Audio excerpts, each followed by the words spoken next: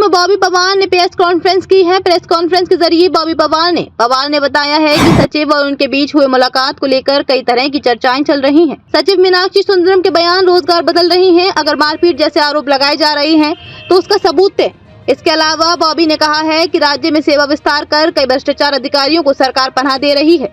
उन अधिकारियों की संपत्ति की जाँच होनी चाहिए। आपको वहां से निकलने में, सचिवालय के बाहर निकलने में कितना समय लगा? आपको किसी ने रोका कि भाई जो भी घटनाक्रम हुआ है क्या सुरक्षा? देखिए, मुझे तो किसी ने रोका नहीं और मैं सचिवालय से बाहर आया। सचिवालय के सारे गेटों में सुरक्षा चाक चौबंद रहती है और मैं जब वो ये घटनाक्रम हुआ तो उसके बाद जब वो बाहर आए दूसरे दरवाजे से बाहर आ गए, मैंने कहा फाइल खोल के फिर देख लेना। मैंने गैलरी में भी कहा, जब वो गैलरी में खड़े थे किसी से फोन पे बात कर रहे थे, मैंने कहा भाई फाइल फिर से देख लेना। और मैं अपना सीढ़ियों से उतरकर नीचे आ गया और बाहर आ गया।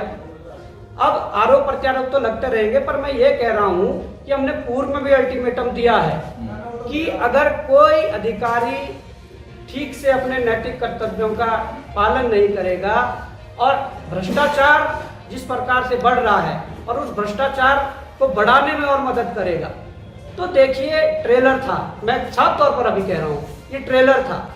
अगर किसी अधिकारी ने फिर से कोई इस प्रकार की, देखिए संगीन मामले हैं, गंभीर है मामले हैं, उन गंभीर मामलों पर भी जब तुम इस प्रकार से वो फैसले नहीं लोगे, आप कोई आदेश नहीं करोगे, तो मैं समझता हूँ कि ट्रेलर था, फिल्म भी दिखाई जाएगी। ये कहना चाहूंगा कि जिन्हें नियम विरुद्ध जाकर नियुक्तियां दी जा रही है, नियम विरुद्ध जाकर पदों पर बिठाया जा रहा है, वो सारे वसूली एजेंट हैं। कितने आप ये गिनती तो करनी पड़ेगी और हम आपको बता देंगे गिनती करके जितने। पर मैं ये कहना चाहता हूँ कि ये परिपाटी समाप्त होनी चाहिए।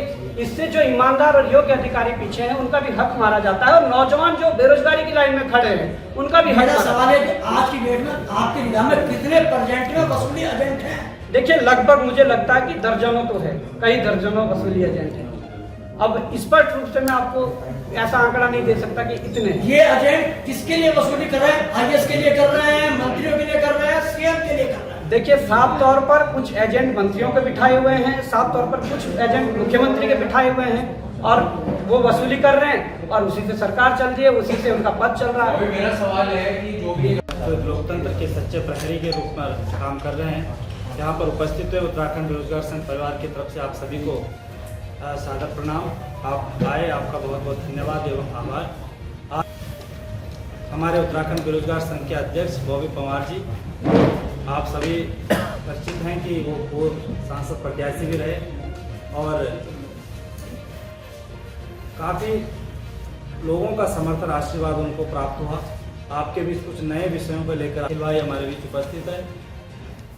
सीधे कार्यक्रम को आगे बढ़ाते मैं निवेदन करता हूं बॉबी भाई से कि आप जो इससे सूझ उठाया है उनके केबिन में जाके, आप इसमें क्या कहेंगे? देखिए, आपने शायद एफआईआर को सही से नहीं पढ़ा है। अगर एफआईआर में सूझ का जूते उठाने का जिक्र है तो मैं समझता हूँ उठाया होगा, और अगर जिक्र ही नहीं है तो क्यों आप मीडिया के बंधु क्यों इसको फिर तुल दे रहे हैं? नहीं, मेरी उनसे खुद बात हुई है। मैंने इसको देखा कि इस बात पे मैंने उनसे बात, उनका 43 मिनट में उनसे बात हुई कि आपने बॉबी के साथ ऐसा क्यों किया। उन्होंने कहा कि सती जी उसने उन पर सूझ उठाया है और ये गंभीर आरोप है कि एक आईएएस पे सूझ आपको नहीं उठाना चाहिए। मैं कह रहा हूँ आरोप प्रत्यारोप लगते रहते हैं। अगर इतना गंभीर आरोप था तो वो एफआईआर में लिखते कि सूझ उठाया है और सूझ से मारा है या तमाम चीजें जो भी हुई होगी।